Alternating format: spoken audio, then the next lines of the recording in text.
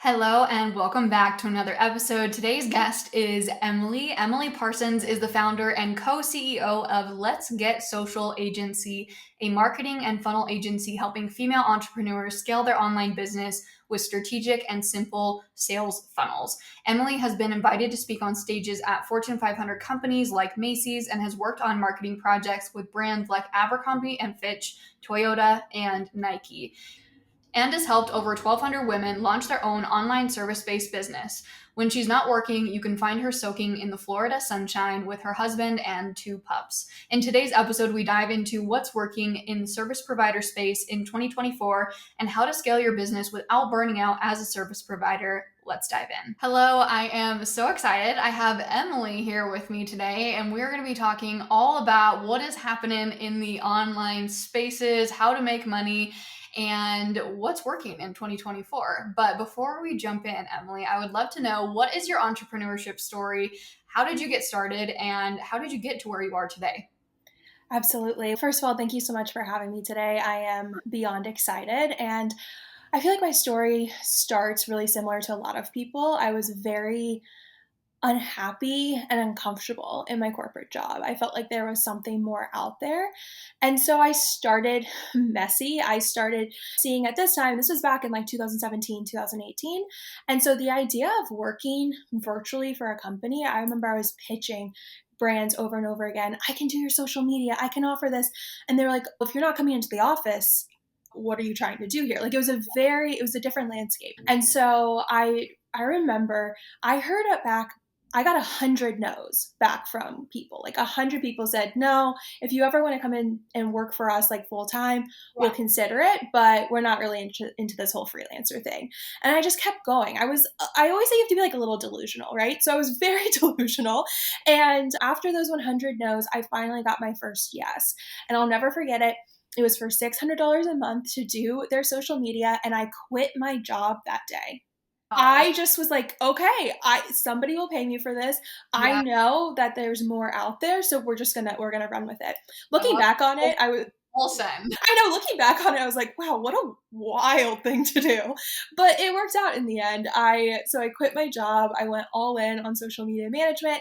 By the end of that first 30 days, I had already doubled what my previous take home was, working in that 9 to 6. And that's when I really started to realize there's something here. The freelance space, in my mind, I was like, this is just beginning. And so I really spent 2018 to 2020 scaling our business. My business partner came on in 2019. We were offering literally anything that people wanted. We were completely burning ourselves out like one does when they don't say no. And we had grown a pretty big team. At one point there was 10 of us, and at one point we had 45 clients. And I remember us sitting down, this was the end of 2020, and looking at each other and being like, we are so unhappy. Yeah. Like, we are so unhappy. I wasn't sleeping.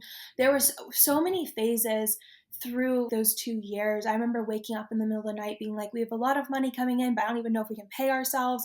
Are we going to be able to pay our contractors? Because the expenses were so out of control. And so we just had a really honest conversation in 2020 and said, what do we want our lives to look like? Why are we building the business that we're currently building? And can we turn this ship around? And we did. We completely decided to niche down into one service. It was Pinterest marketing, and our business 3x'd that following year. We were able to cut our expenses drastically. We went from having 8 contractors to just 2 full-time employees. And I finally was able to enjoy my weekends again. It was very wild, but I would say that's a very high level of how I ended up in this space. And then we've just continued to grow and pivot from there. I love that so much. There's so many like little things that I want to pull out of here. I'm so excited for this conversation. My first question for you is, you've been in the industry for quite some time now, several years, since 2017 is what you said? Mm-hmm. Yeah. So what has changed since you first got started? Yeah. The online space, social media in general, has changed so much since 2017, but specifically in the service provider industry, what have you seen since 2017 to now in 2024? Yeah, it's really been interesting. When I think back, there's always these trends, right? So in 2018, it was very much you offered everything and there weren't really these specialists. When we decided to pick one service and really niche down, I started to see that trend, right? So I feel like for a while there, it was that you were an expert on one platform. And what I'm starting to see now is we have more online businesses, right? We have more freelancers. It's amazing. It's all really thriving. But what we're seeing is that while you can specialize in one platform, customers are almost looking for freelancers who specialize in one industry. So, Mhm. like, maybe you do marketing, a couple channels, but you just work with one type of client because I truly believe our messaging and everything we do from a sales perspective, a marketing perspective, has to be so narrowed in, and it's so different than what it was even 2 years ago.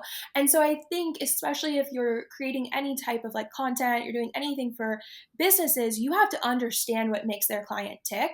And so Yeah. we are starting to see that pivot. While people still want those experts in platforms, they're really leaning into, does this person understand my business?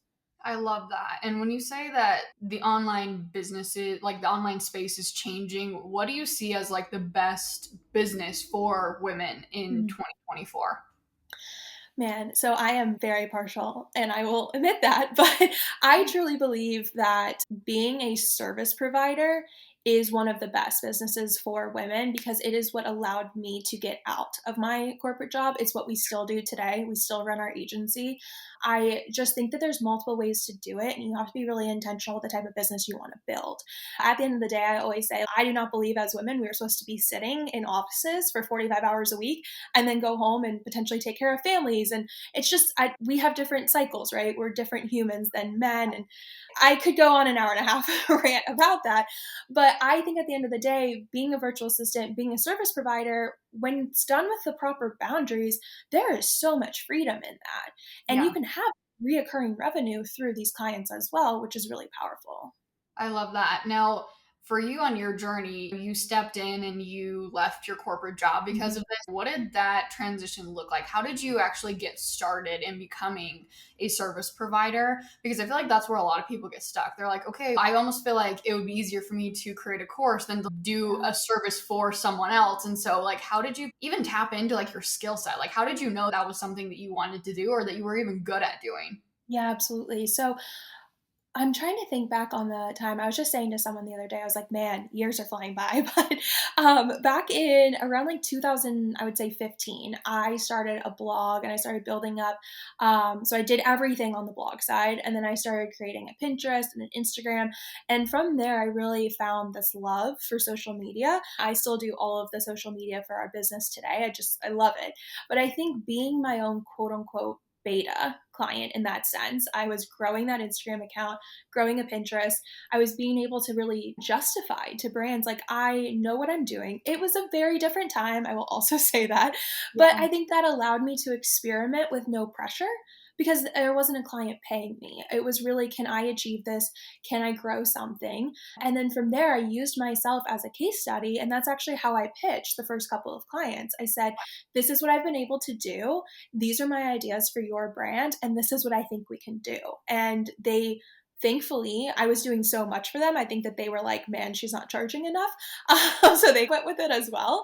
But I think from there, I was able to really touch so many different aspects of these businesses. I was doing anything from email marketing to creating content. And it really allowed me to realize, okay, I love Pinterest. I Mhm. love the back end. And it's a little bit exhausting trying to wear like a million hats for so many different brands. Yeah, for sure. And I don't know if, but I was actually a social media manager for a year and a half. Yeah. And that was the same exact part of like my journey where I wasn't like I was a social media manager first. Like I had my own journey of creating the content and that was actually how I landed both of the social media management jobs that I Wow. had was because I was doing the work like you were saying. Yeah. Like you were your own case study. I was my Mhm. own case study. And so I love that. But for someone who's okay, maybe posting on social media isn't my thing. Yeah. Like how do you get started? And also too, I think for me, obviously, as an Instagram expert, I'm like, oh, I love creating content. Right. I know that that's not everyone's jam, and so it's like, how can you even experiment in Yeah. like other avenues? Like, how do you even know where to get started? Yeah, absolutely. So it's so funny that you asked that question because I was just talking with somebody in DM. So for about a year and a half, we only taught people how to become Pinterest virtual assistants. We taught them Pinterest and all the ins and outs of the business. And we had so many students, like they wanted to pivot and add on more services. And long story short, we developed the VA school, which essentially we are helping you take your skills, because everyone has skills at the end of the day, Yeah. and discover what your profitable service is. So I was just Mhm. talking to someone in DMs, and she was telling me that she's currently in sales and she's like, I don't really have any skills. I can only do sales. And I was like, that is golden. What do you mean you don't have any skills? And so I was just talking through a little bit of that process with her. And I was like, at the end of the day, if sales, and she was giving me all of these hints about how she loves doing high ticket, closing those sales and being a closer. I was like, businesses want, like, they need somebody to come in and do that. All Yeah. you need to do is figure out who the client is that you want to work with, position it correctly, and then essentially let people know this is what you're going to offer, whether it's through freelance sites, social, or networking. And I Yeah. think sometimes we make it really complicated. I mean, we have VAs who in their past lives they were executive assistants and they're like, I don't even know what I could offer. And I'm like, Yeah. you could be an executive assistant and make so much more money because Yeah. you're not being caught up in all of this busy work, right? You can work with multiple students, so, or clients. And so I think that at the end of the day, it's looking at your skill set, what do you enjoy, and there's a beautiful like mesh that you can do from there. And also, what is the market looking for? I don't think we do enough market research, to be honest. No, for sure. Now, what about once you figure that out, Mhm. how are you going to get clients? Yeah, absolutely. So I'm one of those people who we need to keep it simple. There are, especially when you're starting out, one of the biggest things I always say is I'm like, when you're first starting, your goal is to land 5 clients before you create a website, right? We'll make Mhm. sure you have case studies, you have all the stuff to support, but you need to verify this service, you need to verify this offer. And so there's a couple ways that we teach. The one thing is we severely undervalue our network. We just do, whether that is in person or online. And so we provide a script that you can make your own and you put it up on your Facebook, like your personal account. It's just a post. And I can't even tell you how many students have landed their first 2 clients from that post alone. Just Mhm. letting people know this is what I'm offering. These Yeah. are people who know and trust you. And so from there, once you have the case studies, then we've had some where they just keep networking. That's Yeah. just word of mouth. We specifically teach leveraging freelance sites and social media. I Freelance sites is how we grew our agency to multiple 6 figures, and we didn't even have social media at the time. So I'm a big believer in building a business that works with your life. And so for some people, that's completely just networking, and for others, it's like leaning into social. I love that. Now, someone who might be listening is, oh, you run an agency and you've had lots of employees and taking on a bunch of clients. Like, that can seem really overwhelming. And I think that the first thought for people is, okay, yes, I might be running my own business, but like you hit on, hitting that burnout is a huge Mhm. thing where it's like, as a service provider, you are still like, it's still you. Like, you have to be the one that's like doing the thing. It's like your Mhm. time and energy. And at the end of the day, we only have 24 hours in the day, no Yes. matter who you are. Like, how do you approach that as a service Yeah. provider, not hitting burnout, but still being able to have a substantial income?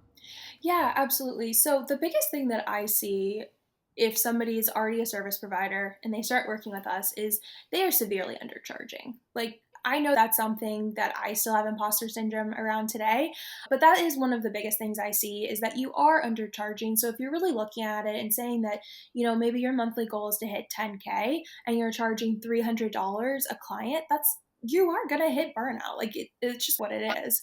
And so that's the first thing that I look at is, what are you charging? What's your hourly? What's your service? Where does the client see this as a value? Going back to that positioning. And then I will say that there does come a point where we have virtual assistants who are making 6 figures and it's just them and they are working 35 to 40 hours a week, right? There's a lot that goes into that. And then there comes a point where you have to make a decision. Do you want to bring somebody on to help you? But I think that we make it scary in the sense of, oh, I have to have an employee. It has to be this big thing when it really doesn't. You can bring on a contractor to help. And the thing I always say is have somebody come and help you with those $5 tasks, right? So it could be scheduling out content, whatever it is that is like that low hanging fruit that allows you to go and make more money. And so Yeah. it's, if you need to be on the sales calls, you need to be creating content. How can they help you with those things that are happening every single month that take up your time, but they're not actually quote unquote making you money at the end of the day? What about when you are just starting and Yeah. you don't have any experience? Obviously, you can't charge like huge Mhm. amounts of money. What does that look like in terms of being able to bring on enough money to like not just survive, but also thrive, but Yeah. also being able to have the capacity to scale your business too? Because I feel like there's that hard balance at the beginning where it's like you need 100%. the experience, but you can't be charging tons of money. But then Mhm. eventually you can charge lots of money, and that's where you might be able to cut down on the amount of clients and free up some time. Yeah, absolutely. So this came from a lot of trial and error, aka losing a bunch of money my first couple of years because I was not aware of this.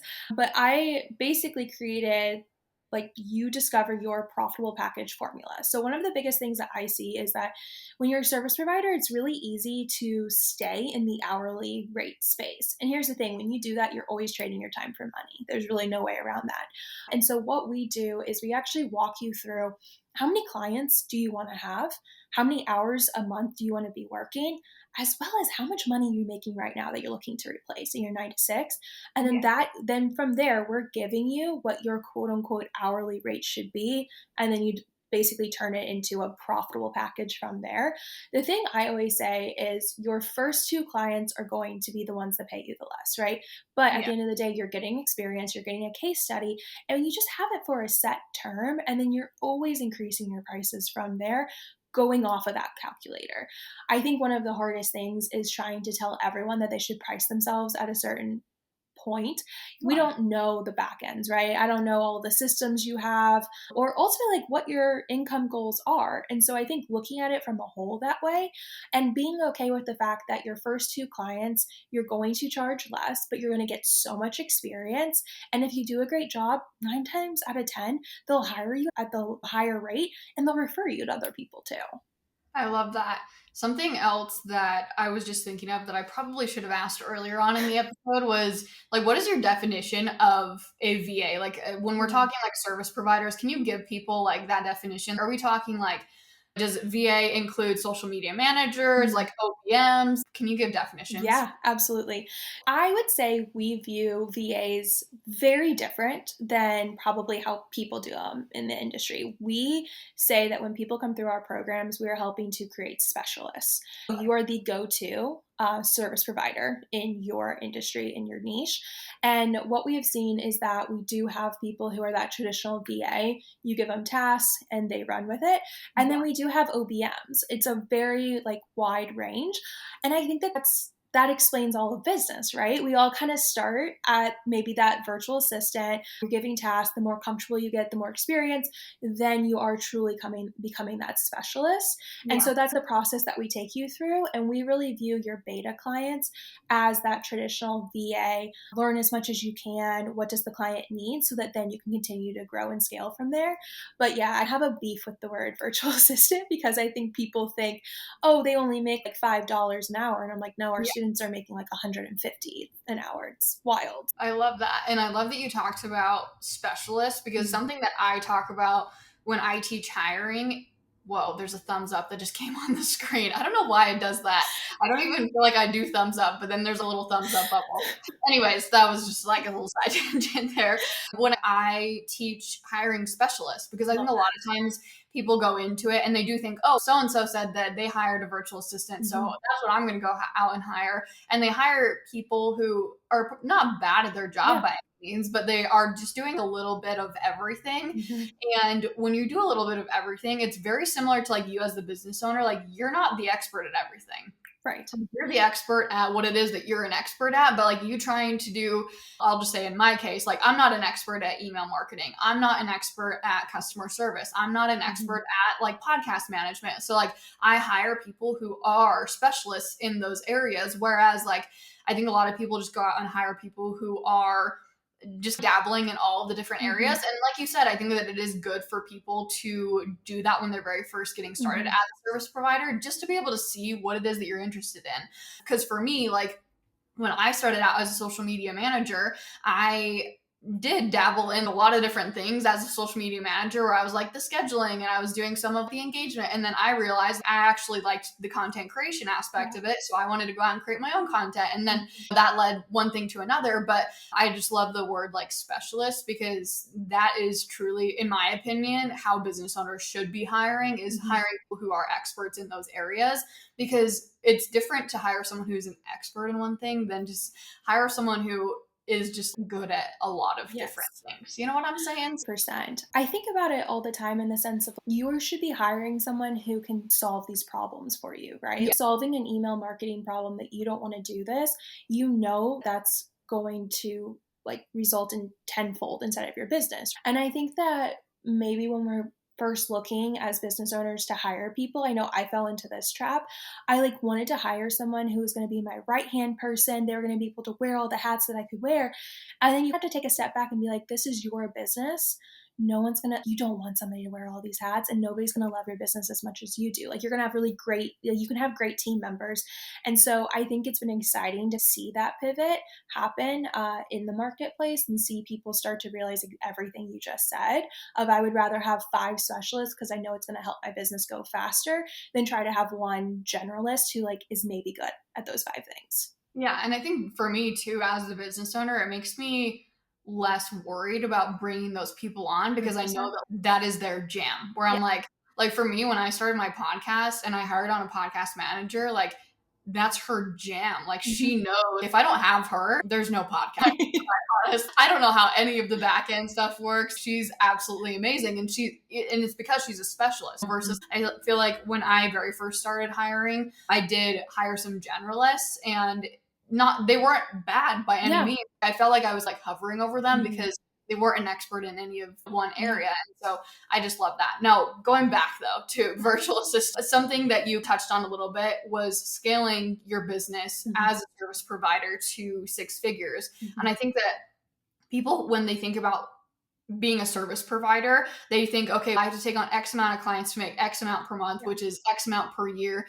Is it possible to scale to 6 figures as a virtual assistant without it running your life? Yeah, 100%. I think that there's like multiple ways that you can do it. I've done it multiple ways. My first year, I was solo in the business and brought it up to like just at 6 figures. And I will say, looking back, I did so many things wrong. I was undercharging, so I really had too many clients that I could manage. And so if you can continue to increase your prices like what we're teaching people to do, it's 100, like you can absolutely do it. But then what we've done over the years is scaling to multiple 6 figures, having key players who really do run our agency. We're in it, I'm doing the sales, but I will say I'm probably spending about 10 to 20 hours a week on the agency side. Everything else is on the education side. And so when Yeah. you actually look at it, you can build what I like to call like a semi passive agency. Obviously, you still need to have attention there, Yeah. but, and that's with 2 team members. When you actually look at it, that's not scary. That's not, they've been with us for over 3 years now. That's not like a, we trust them, everything's going great. So I think you can really look at 2 ways of building a service based business. Do you want to basically be semi passive in it? Or do you want to be the sole person? If so, you're just going to need to get to the point where you can raise your prices so you're comfortable working with maybe 3 to 5 clients and it's not consuming your life. I love that. And what would you say when it comes to the conversation around like packages? So Mm. I hear a lot of people are like, oh, I'm a social media manager. Like, here's my 6 different packages that you can Yeah. choose from. Or like, how do you approach that in the sense of like getting the best, not like your clients necessarily getting the Yeah. best for their buck, but like obviously that too, but like you Yeah. being able to get the best bang for your time. Yeah. You know what I'm trying to say? Absolutely. So I think there's a lot of power in your first, I would even go as far to say maybe your first 4 to 5 clients you're doing hourly so that you can actually document how much time is being spent on all of these clients, right? That's what I always say is it's going to be very difficult for you to say, I'm going to charge $900 in this package and you don't really know how much time it's going to take, and maybe you don't even know all the platforms you're going to need. So I would say that's your first step, is really being aware of how much time is going into it, whether it's your time, but then also thinking if you do want to eventually bring on a team, like that's still going to be an expense there. So we need to be aware of that. The second thing too is, I know people have lots of different like approaches when it comes to sales and packages. At the end of the day, we create, I would say, like semi-custom packages for our clients. We know what's going to work on Pinterest. We know it's going to work when it comes to funnels, but each client does have a unique business, right? So for a client who only has 20 pieces of content, I'm not going to give them the same package option as a client that has 2,000 pieces of content. So Yeah. that's what I always like to have, that sales call and then leave it and think, what does the client actually need? And then something that we started doing 2 years ago, and I can tell you it made such a big difference, was we knew we were underpriced, but we weren't really sure, like, where should we be at? And Yeah. so we just ran this experiment, and it was every time I would send a proposal, I raised the prices by $100. And I just kept going until we got to the point where the market basically told us, hey, here's your limit, like you're tapped out here. And Yeah. so that's what I suggest as well, is raising it by $100 isn't anything crazy, but it compounds over time. And so I Yeah. think that helps you from making sure that you're making the most money, but also really thinking about what's going to serve the client best, because I'll tell you, keeping a client for a year is a bigger deal than having a client that's only with you for 2 months. Okay. Now my question for you is on pricing, which I Yes. feel like is like no matter where you are in the online space, I don't know why, but like pricing is always like one of the biggest holdups. So you Mhm. talked about increasing the price by 100. Was that for your current clients? Was that for No. new clients? Okay. So this is what I think: people can run their business whatever feels best for them. I'm a very firm believer that if I've had a client and we've been working together for over 6 months and it's a great partnership, I'm going to continue to honor the price that they have. I Mhm. know that might not be the best business wise, and some people probably say not to do that, but I know how much time and effort goes into bringing new clients in, that if I can keep this relationship, it's going to compound. I've also found that these clients will continue to refer new clients our way, and we can raise our prices there.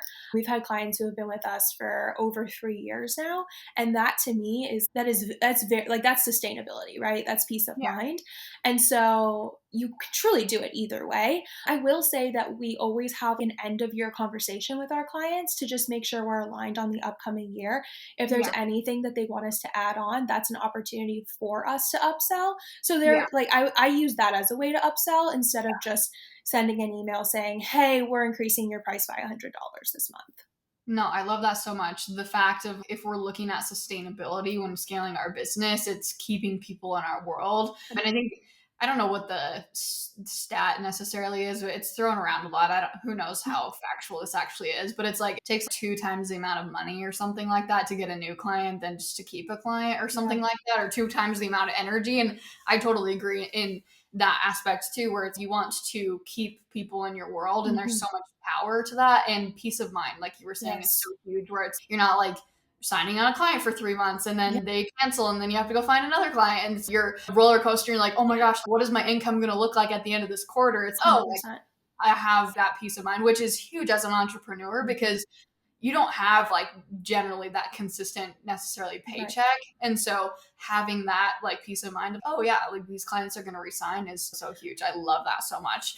What is one piece of advice you would give to someone? Actually, I'm going to ask two different Okay. questions here about pieces of advice. What is one piece of advice that you would give to someone who's just wanting to get started in the virtual assistant space? Yeah, absolutely. So my biggest piece of advice would be to evaluate, like, what are you currently doing? If you're in a 9 to 6, if you're in corporate America, like, actually take inventory of what you're doing on a day-to-day basis.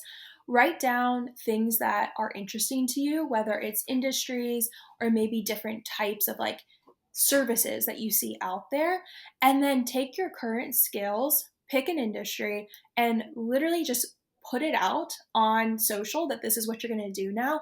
And you will be shocked that by just taking that, what we like to call messy action, you will have people asking you questions. You may even sign a client.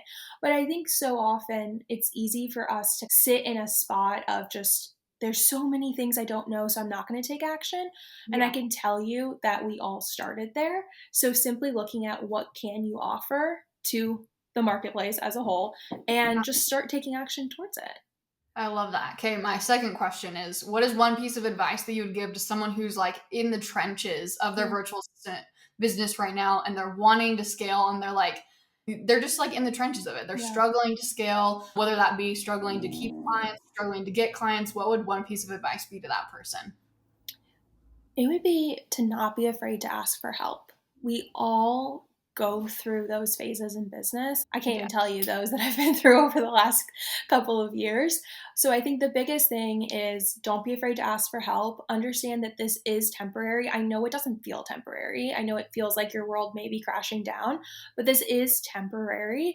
And once again, going back to basics, I know when I have felt like I'm going to lose my business, like I don't know what's going on, I took a step back and said, what is the most basic thing I can do to move the needle?